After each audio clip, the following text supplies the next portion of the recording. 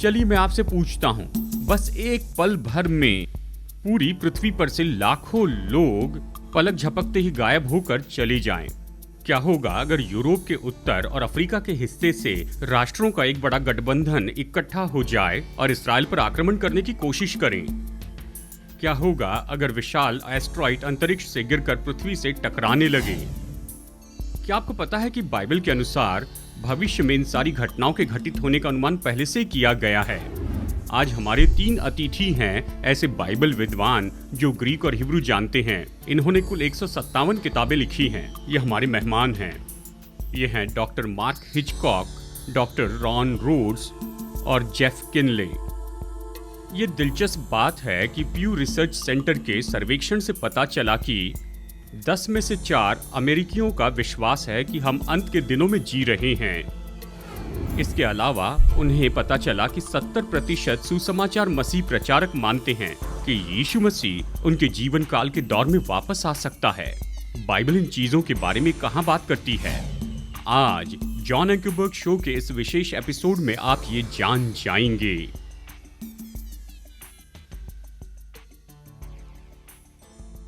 Programme में स्वागत है। मैं हूं जॉन अंकरबर्ग और हम चर्चा कर रहे हैं, क्या आपको लगता है कि अमेरिका का पतन हो रहा है?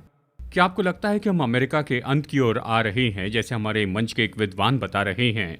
यहाँ पर मेरे साथ 3 ऐसे विद्वान पुरुष हैं और इन तीनों ने कुल मिलाकर 157 बहुत ही अच्छी किताबें लिखी हैं। और यहाँ हम चर्चा करने वाले हैं इसी सवाल के बारे में जो मैंने प्यू रिसर्च सेंटर में पाया है। उन्होंने कहा कि लगभग 47% से अधिक अमेरिकी मानते हैं कि हम अंत के दिनों में जी रहे हैं। ये सभी लोग हैं, केवल कलीसिया जाने वाले लोग ही नहीं, बल्कि ये सब अमेरिका के हैं। वे ऐसा क्यों मानते हैं, मैं इसे अपने राष्ट्र पर लागू करना चाहता हूँ। क्या आपको लगता है कि अमेरिका का इतना पतन हो रहा है कि परमेश्वर का क्रोध आना अवश्य है? अब मंच पर मौजूद हमारे तीनों लोग कहते हैं कि हमने उस सीमा को बहुत पहले पार किया है। मंच पर हमारे 3 अतिथि हैं, doctor Mark Hitchcock, Jeff Kinley और डॉक्टर रॉन रोड्स। और जेफ ने अपनी किताब में एक बहुत ही दिलचस्प पैराग्राफ लिखा है। मैं चाहता हूं कि इस पर हम यहाँ पर चर्चा करें। मैं आपसे भी ये सवाल पूछ रहा हूँ कि आप खुद को अचंभित पाते हैं कि हमारे देश का अंत होने से पहले हमारे पास कितना समय बचा है? क्या कभी आपके मन में ये बात आई है? क्या आपने महसूस किया है कि हमारे राष्ट्रीय चरित्र और पहचान में जो कुछ बचा है उस नींव का नैतिक आधार खत्म हो रहा है? आप में से कुछ माता पिता हैं, यदि आप अपने बच्चों के स्कूल में शिक्षकों से कहें आप जो बच्चों को सिखा रहे हैं हमें पसंद नहीं, आपको गिरफ्तार किया जाता है, तो आप इसके बारे में क्या सोचते हैं? क्या आपके लिए स्पष्ट हो गया कि मूल यहूदी मसीह विश्व दृष्टिकोण सामान्य ज्ञान सभ्यता के साथ अब पुराने और अवंचित होते जा रहे हैं, यानी अनचाहे हो रहे हैं? क्या यशायाह भविष्यवक्ता के शब्द हमारे देश के अनुभव में किसी भी समय की तुलना में अब हम पर अधिक विशेष रूप से लागू होते हैं? वास्तव में यशायाह ने क्या कहा था? उसने कहा, हाय उन पर जो बुरे को भला और भले को बुरा कहते हैं, जो अंधियारे को उजियाला और उजियाले को अंधियारा ठहराते हैं, जो कड़वे को मीठा और मीठे को कड़वा करके मानते हैं। क्या आप ये देख सकते हैं कि आपको ऐसे लगता है? अब जेफ, मैं आपसे पूछना चाहता हूं, क्योंकि आपने किताब लिखी है, क्या हम अमेरिका के अंत की ओर आ रहे हैं? और जहां भी आप चाहें वहां से आप शुरू कर सकते हैं। मैं सोचता हूं कि सबसे पहले आप मुझे ये बताएं कि आप इस पुस्तक तक कैसे पहुंचे। जानते हैं, मैंने बस अपने देश को देखा और मैंने पाया कि हमारा देश आध्यात्मिक और नैतिक तौर पर भारी पतन में है। और आपको पता है, ये 2 बड़ी श्रेणियां हैं जिन्हें हम आज अपने देश में घटित होते हुए देखते हैं। जानते हैं, यदि आप इतिहास पर नजर डालें तो पाते हैं कि विभिन्न कारणों से देशों को जीता गया है। लेकिन जॉन, आप बाइबल के दृष्टिकोण से भी देखते हैं कि उत्पत्ति 12:3 में परमेश्वर द्वारा अब्राहम से किए वादे के आधार पर कई देशों ने इजराइल के साथ जिस तरह से व्यवहार किया, उसके कारण उनका विनाश हुआ। मैं उन लोगों को आशीष दूंगा जो तुम्हें आशीर्वाद देते हैं, मैं उन्हें श्राप दूंगा जो तुम्हें श्राप देते हैं। लेकिन हम यह अमेरिका को 2 मूल तरीकों से देख रहे हैं। सबसे पहला है आत्मिक रूप से पतन। जानते हैं, अभी हम अमेरिकी इतिहास में कलीसिया में उपस्थिति के सबसे निचले स्तर पर है। पिछले 20 वर्षों में 1,50,000 कलीसिया बंद हो गई है और वे अधिक तेजी से बंद हो रही है। लेकिन साथ ही अमेरिका में सबसे अधिक संख्या में आत्मिक समूह बढ़ रहा है जिन्हें नॉन्स यानी NONIS कहा जाता है, और ये ऐसे लोगों का समूह है जिनका कोई भी आत्मिक जुड़ाव नहीं है। वे इस समय सबसे अधिक वृद्धि कर रहे समूह है। हमने परमेश्वर को अपने स्कूल से बाहर निकाल दिया है। हम परमेश्वर को सरकार में नहीं चाहते हैं। बिल्कुल वही जो रोमियो 1 में कहा है। परमेश्वर को जाने पर भी उन्होंने उसे परमेश्वर के योग्य बड़ाई और धन्यवाद ना दिया, परंतु व्यर्थ विचार करने लगे, यहाँ तक कि उनका निर्बुद्धि मन अंधेरा हो गया। जो हम यहाँ जो देखते हैं वो एक आध्यात्मिक सिद्धांत है।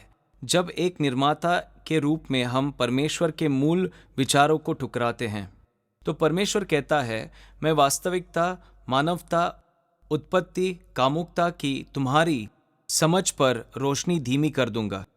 तो जॉन, हम अपने देश में क्या देखते हैं? हम एक कामुकता की एक क्रांति को देखते हैं जिसने समलैंगिक क्रांति को जन्म दिया है। समलैंगिक विवाह को कानूनी मान्यता मिल गई है। तो हमने ऐसे सभी चीज़ों को उल्टा कर दिया है। हमने अपने विश्वास के नैतिक लंगर को खो दिया है, और इस कारण परमेश्वर कहते हैं, तुम न्याय दंड के योग्य हो। जी, आप एक उत्तम लेखक हैं। आपने बहुत ही अच्छी किताबें लिखी हैं, मतलब बेस्ट सेलर्स लिखी हैं, और आपको न्योता आते हैं कि आप सेकुलर प्रोग्राम में भी बोलें, क्योंकि हमारे इतिहास के बारे में आपके पास बहुत सा ज्ञान है। मुझे पसंद है जो कि आपने कहा। जानते हैं, लोग इस तरह कहते हैं कि हम तो मसीही देश हैं। देखिए, इस तरह से हम तो मसीही देश नहीं रहे, लेकिन इस शब्द का सही में अर्थ है हम पर ज़्यादा प्रभाव पड़ा है, यानी बाइबल की जानकारी के द्वारा। और हमारे डिक्लेरेशन में परमेश्वर का नाम 5 बार आता था। हमारे कॉन्स्टिट्यूशन में नैतिकता के नियम हैं। ये बाइबल की मसीहत से है, और ये तो उन लोगों के द्वारा था जो कि मसीह नहीं थे। इसके बारे में कुछ बताइए। जी ज़रूर। यहूदी मसीह नैतिकता तो हमारे DNA में है। मेरा मतलब है, यह हमारे संविधान में लिखा है, यह हमारी स्वतंत्रता की घोषणा में लिखा है। वास्तव में आप आज वॉशिंगटन जाइए, आप अभी भी पवित्र शास्त्र के इन वचनों को देखते हैं। हम परमेश्वर में विश्वास रखते हैं। जी, जेफरसन मेमोरियल के बारे में बताइए। हाँ बिल्कुल, जेफरसन मेमोरियल में हर जगह पवित्र शास्त्र और ईश्वरीय बातों के पुरालिख है, और फिर भी लोग आज इन चीजों को नजरअंदाज करते हैं, क्योंकि हम एक धर्मनिरपेक्ष राष्ट्र बन गए हैं। और इसलिए फिर से न केवल कलीसिया की उपस्थिति के साथ, बल्कि आज कलीसिया के भीतर भी कलीसिया में धर्मनिरपेक्षता के बारे में बात करें, जिस पर जॉन बर्ना ने कुछ समय पहले एक अध्ययन किया था। उन्होंने निर्धारित किया कि केवल 18% मसीह होने का दावा करने वाले रोज या हफ्ते में एक बार बाइबल पढ़ते हैं। 14% प्रतिदिन अपना बाइबल पढ़ते हैं। इसलिए हम उन मूल नींव से बहुत दूर चले गए हैं जिन पर हमारे देश की स्थापना हुई थी। जब आप इसे सुनते हैं मार्क, यानी ये क्या कहता है, जबकि आप एक पास्टर हैं और आप एक प्रोफेसर हैं थियोलॉजिकल सेमिनरी में, और आपने PhD की है, आप वकील थे और आपने अदालत में आपराधिक प्रभाग में 13 वर्षों तक काम किया, और आपने अपनी लॉ डिग्री भी की है। ठीक है, जब आप इन सारी बातों को एक साथ रखते हैं, जो कि आपने भूतकाल में देखा है, जो कोर्ट में देखा है, और अभी आप एक पास्टर हैं और आपके चर्च में हर रविवार को 2700 लोग आते हैं, जेफ की बात सुनकर आपके मन में क्या आता है? खैर, हम लोगों से सुनते हैं परमेश्वर कब अमेरिका का न्याय करेगा, उसके लिए जो हो रहा है। मुझे लगता है जैसे जेफ ने कहा कि अमेरिका का न्याय परमेश्वर पहले से कर रहा है। परमेश्वर का क्रोध अनेक प्रकार का है। प्रकाशित वाक्य से हमने पिछले प्रोग्राम में परमेश्वर के क्रोध की बात की थी, जो प्रत्यक्ष है, जिसे वो सदोम गमोरा और जल प्रलय में किया। लेकिन अंतिम समय में परमेश्वर का क्रोध है, जैसे हमने पिछले प्रोग्राम में बात किया, यह अनंत काल का क्रोध है। एक अन्य परित्याग क्रोध भी है, जहां परमेश्वर लोगों को त्याग कर उनके पाप पर छोड़ देता है। और जैसे रोमियो 1 अध्याय में देखते हैं, जैसे हमारे देश में हो रहा है, ऐसा नहीं कहता कि जब ये चीजें होंगी तो परमेश्वर न्याय करेगा। यह कहता है जब उन चीजों को होते हुए देखो तो परमेश्वर पहले से न्याय कर रहा है। आज हम पहले से परमेश्वर के न्याय का फल देख रहे हैं अपने ही देश में। तो यह इस विषय में नहीं है कि क्या परमेश्वर हमारा न्याय करेगा। अब परमेश्वर का परित्याग क्रोध, जहाँ वह अपने हाथ को हटा लेता है, इसके बाद अक्सर उसका प्रत्यक्ष क्रोध आता है। तो हम परमेश्वर के प्रत्यक्ष क्रोध से कितने दूर हैं मुझे नहीं पता, पर निश्चय ही हम परित्याग चरण में आ चुके हैं और हम देखते हैं यह तेज गति से हमारे देश में बढ़ रहा है। आज हम सड़कों पर अराजकता देखते हैं, हम देखते हैं कि स्कूलों में क्या हो रहा है। आज हम अपने देश में यौन नैतिकता को देखते हैं जो मूल रूप से अस्तित्वहीन हो चुकी है। ट्रांसजेंडरवाद और ये सभी चीज़ें शैतान का एक बहुत बड़ा हमला है जो मनुष्य के केंद्र पर हो रहा है। जी। हम यह भी नहीं कह सकते कि आदमी औरत में अंतर क्या है, और यह परमेश्वर के संरचना के मूल मुकुट पर शैतान का हमला है, क्योंकि मनुष्य परमेश्वर का प्रतिरूप है। जी हाँ, आपने एक बहुत ही अच्छी किताब लिखी जो हम ऑफर में दे रहे हैं, can we still believe in the rapture. ये मैंने इसलिए लाई है क्योंकि इसका एक भाग यीशु के वापस आने की सच्चाई में शायद इसका इस बात से संबंध है। परमेश्वर का समय खत्म हुआ, यीशु वापस आ रहे हैं, और जब वो आएंगे वो तो मसीह विश्वासियों को उस क्रोध से निकालेंगे जो कि इस पृथ्वी पर आने वाला है। रैप्चर की परिभाषा दीजिए और बताइए इसमें क्या होगा। खैर, जब स्वर्गारोहण होगा तो यह परमेश्वर के समय सारणी की अगली घटना होगी। उन दिनों के बारे में बाइबल कहती है कि क्षण भर में पलक झपकते ही परमेश्वर की तुरही के साथ स्वयं यीशु स्वर्ग से उतरेंगे, और जो मसीह में मरे हैं वो पहले जी उठेंगे, और वे अपनी सिद्ध आत्माओं के साथ जो स्वर्ग में परमेश्वर के साथ हैं जुड़ जाएंगे। और जो विश्वासी पृथ्वी पर जीवित बचेंगे वो क्षण भर में उठा लिए जाएंगे और तुरंत बदल जाएंगे। उन्हें एक नया अनश्वर अविनाशी अमर शरीर प्राप्त होने वाला है, और वे उठा लिए जाएंगे कि हवा में प्रभु से मिलें, और वह हमें पिता के घर स्वर्ग ले जाएगा। फिर पृथ्वी पर 7 साल का महाक्लेश शुरू हो जाएगा, और यही वो आशा है जो संसार में सारी समस्याओं के बावजूद हमारे पास प्रभु यीशु में है। इससे बाइबल में हमारी धन्य आशा कहा गया है। जी। जब ये स्वर्गारोहण घटित होता है तो जिन समस्याओं के बारे में बात कर रहे हैं, जिनमें कलीसिया में, हमारे समाज में स्वर्ग धर्म त्याग और नैतिक धर्म त्याग शामिल है, जैसे ही स्वर्गारोहण घटित होगा ये नाटकीय रूप से बढ़ने वाला है। तो मैं जो कह रहा हूं वह उतना ही बुरा होगा जितना अब है। आपने अभी तक कुछ भी नहीं देखा, यह नाटकीय रूप से बदतर होने वाला है। हाँ, लोग हम तीनों से हर समय पूछते हैं परमेश्वर किसकी प्रतीक्षा कर रहा है, वह स्वर्गारोहण में देरी क्यों कर रहा है। और मुझे लगता है कि 2 बातों में हम सभी सहमत होंगे। वह यह है कि परमेश्वर समय के संकेतों को एक साथ लाना, सही जगह पर लाना और क्लेश काल के लिए मंच तैयार करने जारी रख रहा है। लेकिन साथ ही 2 पतरस 3:9 कहता है, परमेश्वर नहीं चाहता कि कोई नाश हो, परंतु चाहता है कि सब मन फिराए। इसीलिए परमेश्वर प्रतीक्षा कर रहा है। शायद कुछ लोग इस प्रोग्राम को देख रहे हैं, प्रभु आपकी प्रतीक्षा कर रहा है। जी। और रॉन, आपने ये किताब लिखी है northern storm rising, Russia Iran and emerging and time military कोalition coming against Israel. इस समय आप संसार में किसी से भी पूछ लीजिए क्या मध्य पूर्व में गड़बड़ी चल रही है। ये सब ऐसे देश हैं जिन्होंने कहा है कि यदि उनका बस चले तो वे इस्राएल को इस धरती से मिटा देंगे। तो फिर से हम अभी ऐसे समय में जी रहे हैं जहां एक चिंगारी उन सभी राष्ट्रों को एक दूसरे के खिलाफ भड़का सकती है। इसके बारे में ये बताइए। बिल्कुल सही है, और वह आपकी कल्पना से भी अधिक तेजी से घटित हो सकता है। एक चीज इसके बारे में मैं चिंतित हूँ कि ईरान में उनमें से कई पूरे शहरी क्षेत्रों में फैले हुए हैं जहां लोग रहते हैं, जो आपने इस किताब में बताया है इजराइल के विरुद्ध। जी। और क्या परमेश्वर इस पूरी घटना में जुड़ने वाले हैं? और हमने पिछले प्रोग्राम में इसके बारे में चर्चा की है, लेकिन साथ में ये बताता है कि एक और ऐसा समय है जब ये सब कुछ हो सकता है।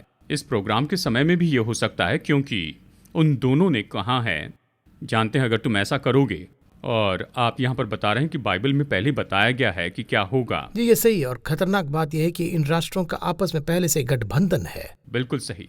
भीतर का घेरा सिकुड़ रहा है, वे सभी एक साथ आ रहे हैं और इसलिए मंच तैयार हो गया।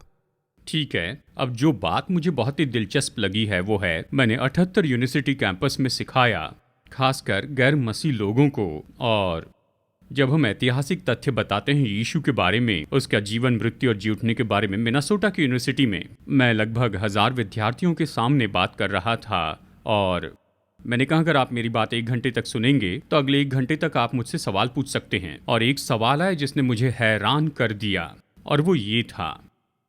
एक नौजवान ने खड़े होकर पूछा, एंकरबर्ग, यदि आप जो कह रहे हैं वो यीशु मसीह के बारे में सच है कि उसने हमें प्रमाण दिया कि वो मानवीय शरीर में परमेश्वर हैं, उसने चमत्कार किए थे, वास्तव में उसे क्रूस पर मार दिया गया था, हम सबने वो देखा, ऐसे गवाह हैं जिन्होंने इसे देखा, पर सच तो ये है कि फिर उसे कब्र में डाल दिया गया और तीसरे दिन कब्र खाली हो गई। फिर वो लोगों को, अपने मित्रों और शत्रुओं दोनों को दिखाई देने लगा।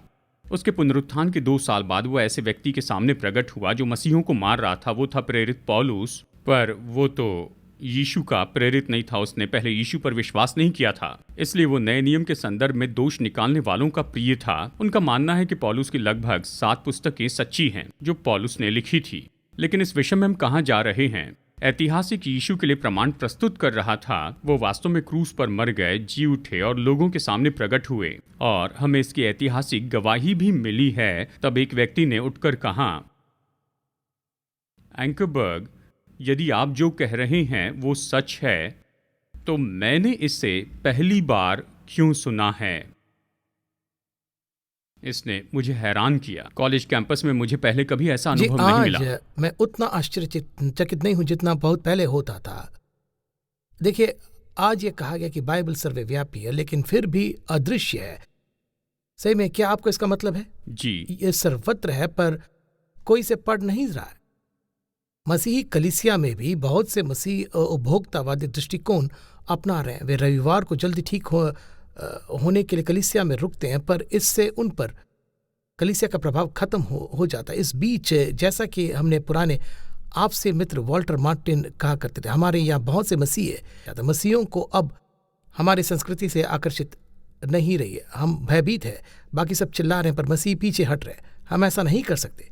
हमें आगे बढ़ने और यीशु के नाम से सच्चाई बताने की जरूरत है।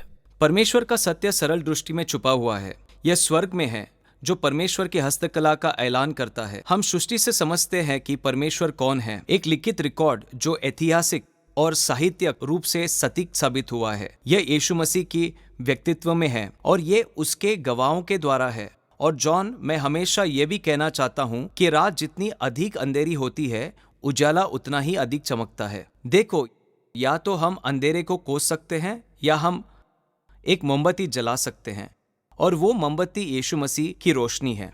ठीक है, अब हमारे पास लगभग 3.5 मिनट बाकी हैं। मैं आपसे क्लियर प्रेजेंटेशन चाहता हूँ। मार्क कि सुसमाचार क्या है। वो नौजवान कॉलेज का विद्यार्थी, मिनेसोटा में रहने वाला, कहता है, यदि ये सच है तो मैंने इसके बारे में पहले क्यों नहीं सुना? शायद बहुत से लोग अभी हमें देख रहे हैं और वो कह रहे हैं, आप लोग किस बारे में कह रहे हैं? ये सुसमाचार क्या है? ये कौन सी चीज है जिसका परमेश्वर आदर करके किसी व्यक्ति को बचाएगा? उद्धार का क्या मतलब है? मैंने अपने जीवन में बहुत सारे बुरे काम किए। मैं नहीं जानता कि परमेश्वर मुझे चाहेंगे या नहीं, वो मेरे लिए क्यों कुछ करेंगे। उन्होंने सुसमाचार के बारे में कुछ नहीं सुना, परमेश्वर के अनुग्रह को नहीं समझते। क्या कुछ मिनटों में आप इसे समझाकर बताएंगे? जी हाँ, मुझे तीतुस 3:5 वचन बहुत ही पसंद है कि उसने हमारा उद्धार किया, पर यह धर्म के कामों के कारण नहीं, परंतु अपने दया के अनुसार। परमेश्वर कर्मों के कारण उद्धार नहीं करता। आदम हवा के एक ही पाप के कारण परमेश्वर ने उन्हें अदन वाटिका से बाहर किया। एक भी पाप के कारण हम स्वर्ग में नहीं जा सकते। और मुझे यकीन है कि जो लोग इसे देख रहे हैं उन्होंने सैकड़ों पाप किए होंगे। तो हमें ऐसे व्यक्ति की जरूरत है जो हमारे पापों को उठा ले। हम अपने कामों के कारण नहीं बल्कि उसके बलिदान से हम उद्धार पाते हैं। मैंने किसी को कहते सुना, यह मेरा पसंदीदा कहावत है कि यीशु हमारे पापों को याद कराने नहीं आया, मिटाने आया। यह वचन जिससे आपने बताया कि यीशु संसार को दोषी ठहराने नहीं आया बल्कि उद्धार करने आया। इसलिए हमारा उद्धार होना अवश्य है। और उद्धार पाना इस शब्द का अर्थ है छुटकारा पाना। हमें अपने पापों के परिणाम से छुटकारा पाना आवश्यक है, जो कि न्याय है, परमेश्वर से अनंत काल की दूरी। तो यहाँ जो कोई भी सुन रहा है, आप यीशु की तरफ मुड़ सकते हैं। आप पाप का अंगीकार कर सकते हैं। आप स्वयं के उद्धार के लिए कुछ नहीं कर सकते, और जितने पाप आपने किए हैं उसने सूली पर सब कुछ उठा लिया है। उसने वह काम पूरा किया जिससे उद्धार होता है। आप उस पर विश्वास करके उसके बलिदान को प्राप्त करते हैं। जब उसने क्रूस पर आपके स्थान पर बलिदान दिया, आप उसे प्राप्त कर सकते हैं। जब आप ऐसा करते हैं, वह आपको अनंत जीवन का उपहार देगा। वह आपको 5 साल, 10 साल, 100 साल का जीवन नहीं देगा, परंतु अनंत जीवन देगा। वह आपके सारे पापों को धो देगा। आप उसी क्षण से जान सकते हैं कि इस जीवन में चाहे जो कुछ हो, आप स्वर्ग जरूर जाएंगे। पवित्र आत्मा आपके अंदर आके आपको सामर्थ्य देगा कि आप ऐसा जीवन जिए जो परमेश्वर को भाए। वह शांति और खुशी देगा हर परिस्थिति में। इससे बढ़ के कुछ नहीं है। हम सभी से पुष्टि करते हैं, इस संसार में इससे बढ़ के कुछ नहीं कि जीवित परमेश्वर के पुत्र यीशु के द्वारा कोई उसके साथ संबंध रखे। आप प्रार्थना में अगुवाई कीजिए ताकि ये दोहराएं। इन्हें ये प्रार्थना करनी भी नहीं आती है। दोस्तों, मार्क के बाद में इस प्रार्थना को दोहराइए। जी हाँ, आप ऐसे प्रार्थना कर सकते हैं। हे पिता, मैं आपके पास आता हूँ। धन्यवाद कि आपने हमारे लिए यीशु को दिया कि वह हमारे पापों के लिए बलिदान हो। मैं धन्यवाद और विश्वास करता हूँ कि वो मृतकों में से जी उठा और वह जीवित है। मैं उसे ग्रहण करता हूँ। मैं उन्हें अपने जीवन में बुलाता हूँ कि मेरा उद्धार करें, कि मेरे पापों को धोएं और मुझे बदलें, कि वह अपनी इच्छा के अनुसार हमें बनाएं। यीशु के नाम से मांगते हैं, आमीन। जी, मुझे वचन पसंद है। जो कोई प्रभु का नाम लेगा। आपने अभी प्रार्थना की, आपने उसे पुकारा है। ये कहता है जो कोई प्रभु का नाम लेगा, बाइबल कहती है वो उद्धार पाएगा। परमेश्वर ये आपके लिए करते हैं। आप अपने लिए से नहीं करते, लेकिन परमेश्वर ये आपके लिए करते हैं। वो आपके जीवन में आते हैं। उसे न्योता दीजिए और वो आपको अंदर से बदल देंगे। वो आपको ऐसी इच्छाएं देंगे जो आप में पहले नहीं थी। आज हमारे साथ जुड़ने के लिए धन्यवाद। और आने वाले दिनों में हम इन्हें फिर से बुलाएंगे, क्योंकि संसार की घटनाएं तेजी से बदल रही हैं और हम प्रकाशित वाक्य की किताब पर और भी चर्चा करेंगे और बहुत कुछ इसके बारे में बताएंगे। दोस्तों, यहाँ आने के लिए आपका बहुत बहुत धन्यवाद। आपने बहुत अच्छे से बताया और प्रोग्राम देखने के लिए धन्यवाद। आप बने रहें। मैं आपसे कुछ ही मिनटों में व्यक्तिगत बात करना चाहता हूँ।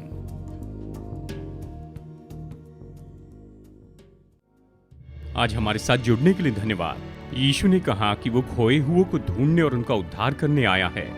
उसने कहा क्योंकि परमेश्वर ने जगत से ऐसा प्रेम रखा, उसने आपसे इतना प्रेम रखा कि उसने अपना इकलौता पुत्र दे दिया, ताकि जो कोई उस पर विश्वास करे वो नाश न हो परंतु अनंत जीवन पाए। देखिए, यीशु इस संसार में आए ताकि आपके पापों का दाम चुकाए। वो क्रूस पर मरे और फिर से जी उठे ताकि आपको पूरी तरह से क्षमा किया जाए और आप अनंत काल उसके साथ में बिताए। ये कोई ऐसी चीज नहीं जिसे आप अपने भले कामों से कमा सकते हैं। वो उसे आपको एक मुफ्त उपहार के रूप में प्रदान करता है, जिसे आप उस पर विश्वास करके प्राप्त कर सकते हैं।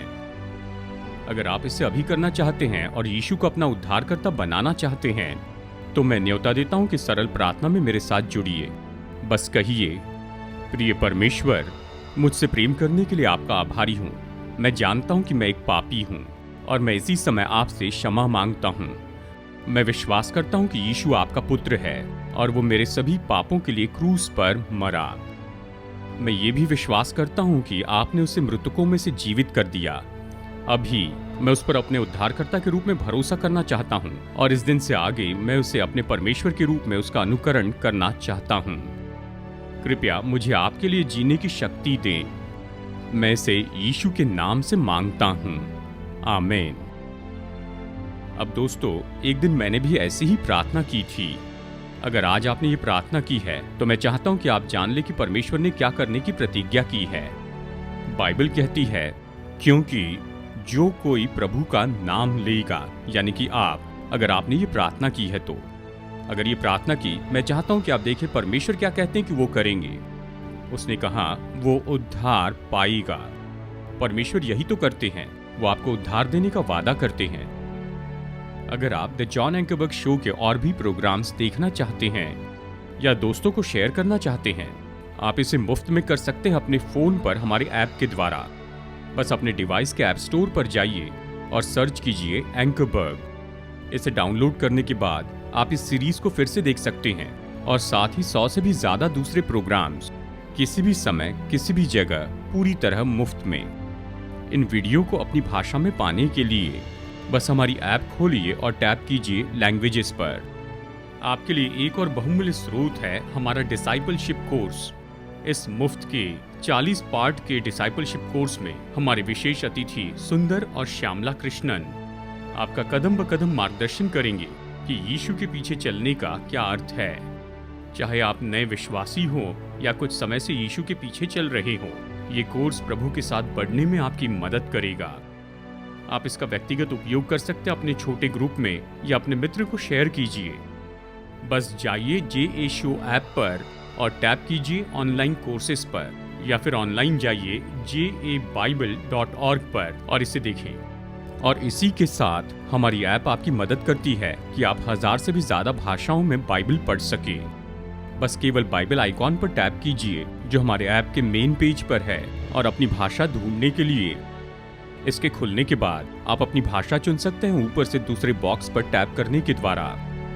अगर आपने न कभी बाइबल पढ़ी है न सुनी है, मैं प्रोत्साहित करता हूं कि आप अपनी भाषा खोज निकालें और खुद इसे देखें। सुसमाचार मत्ती, मरकुस, लूका और यूहन्ना के ये शुरू करने के लिए बहुत अच्छी जगह है।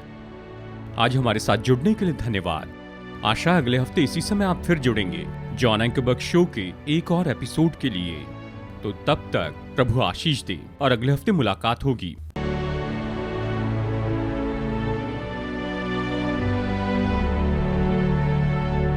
देखिए, रैप्चर के बारे में कलीसिया में 4 दृश्य होते हैं और हम उनके बारे में बात करना चाहते हैं। सबसे पहले ये है कि रैप्चर क्लेशकाल से पहले होता है। पूर्व क्लेशकाल का दृश्य ये क्या है? इसका शाब्दिक अर्थ है कि यीशु क्लेश काल और न्याय के समय से पहले स्वर्गारोहण में आएगा और प्रकाशित वाक्य की पुस्तक में वर्णित क्रोधों को लागू करने से पहले कलीसिया पिता के घर उठा ली जाएगी। पूर्व क्लेश काल तब एक सन्निकट स्वर्गारोहण में विश्वास करता है। यह किसी भी क्षण किसी भी समय हो सकता है। मेरे आने की प्रतीक्षा करते रहो, मेरे आने की बाट जोते रहो, आकाश पर नजर रखो, यीशु किसी भी क्षण वापस आ सकता है।